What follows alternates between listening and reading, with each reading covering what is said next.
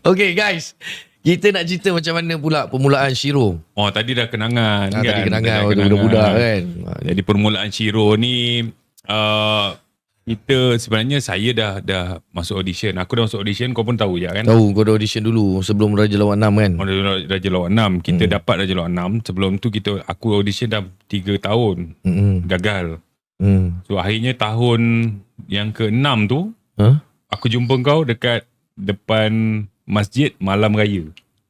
Aku balik raya. Kau balik raya. Masa tu aku dulu aku fikir siapa nak buat grup solo dah tak lepas 3 tahun. So bila kau lalu tu je dekat masjid malam raya tu dapat ilham tu. Tu macam inilah orangnya. Kau dengan bawa kelisa masuk kat rumah kau dekat sebelah masjid. So aku duduk depan masjid. Dekat situ timbul ilham. Ajar. Dan aku tahu kau ada basic teater. Pernah lah main teater kat Keluang dulu. Kau ada basic teater. Sebab tu aku tidur-tidur ajar lah. Dia boleh berlakon teater apa semua. Bermaksud pementasan kau ada ilmu kat situ. Kau ada sesuatu. So